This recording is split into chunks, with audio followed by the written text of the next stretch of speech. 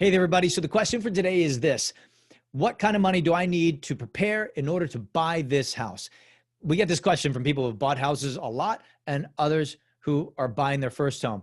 But here's the very simple answer. I want you to think of this in three very basic buckets to understand where your money's going to come from, flow from, and why it's going to be used. The first place is this: your closing costs. Closing costs are typically going to be around 3% of the transaction. They include, on the buy side, your transfer and recording taxes. They're going to include things like what you're paying the lender, if you have a lender, and what you're paying the title company. So those things are going to be included in your closing costs. And again, about 3% of the transaction value. So on a $100,000 home, to be really simple, that's going to be $3,000. On a $1 million home, that's going to be about 30 grand. So that gives you an idea of your closing costs. Now, the second bucket is your down payment, what you're putting into the transaction. And this can vary wildly depending on what your fiscal ability is and what kind of product you have. So if you've served our country and you're getting a VA loan, you're using your VA eligibility, you may have the opportunity to not put down any money and have a fantastic loan product. And that's just one way we thank our veterans, which I love. The second option potentially could be an FHA loan.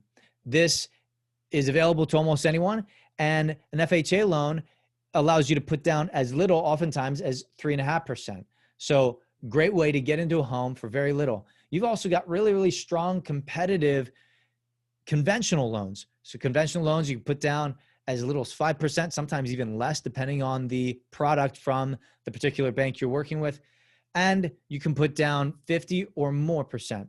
The rule of thumb here is that once you get over 20% that you've put down for the loan, you're going to avoid what's called mortgage insurance. Why? Because the lender says you are a better bet because you've got more skin in the game here than somebody who's put down less. The likelihood of you defaulting on this loan is much lower, and so we don't even have to take out insurance on you. But if you're going to have less than 20% in the deal, we're going to ask you to also pay mortgage insurance, and that's going to be part of what you're paying on a monthly basis. So down payment, really, really important to understand because it defines the terms that you have with the bank. And by the way, it also defines the terms that you can negotiate for yourself. When we're on the receiving end of offers, we're representing the seller, and we've got offers coming in, and they are not putting down a whole lot of money. We are scrutinizing that loan a whole lot more. We're scrutinizing that buyer a whole lot more to know that they have the financial bona fides. When somebody's putting down a lot of money, that's less of a concern. We still want to source those funds. We want to understand where they're coming from, but it's less of a concern. It's also less of a concern at the point at which we start to worry about appraisal. If somebody doesn't have a whole lot of money to be able to put into a deal and we have an appraisal issue, the likelihood of the seller taking on the burden of the gap between what you've offered and what the appraised value is going to be much higher. Meaning, let's say that the appraisal comes in 20 grand low and the buyer doesn't have any money, the seller ends up eating that. If somebody has some more money, we look at that and go, you know what? Maybe they'd be willing to split this with us. Maybe they'd be willing to actually waive the appraisal if push comes to shove.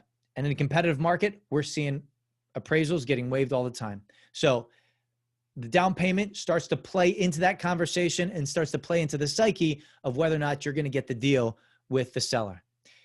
The final bucket is an important one to understand because we get a lot of questions about this at the point at which we're writing an offer.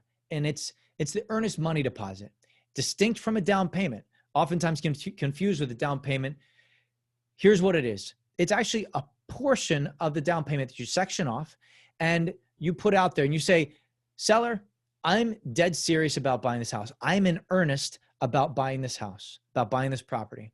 And we're going to put up some money so that if we default, if we decide 2 days before settlement that we're walking away from this deal after we're past all contingencies, we've got skin in the game. We've got money on the table. So you know that we're a better bet than somebody who's willing to put down less or not put down an earnest money deposit. Earnest money deposits have allowed us to win against much higher offers because they were impactful, because people wanted security. And what it shows is security. It shows financial flexibility, and it shows your willingness to actually make the deal happen.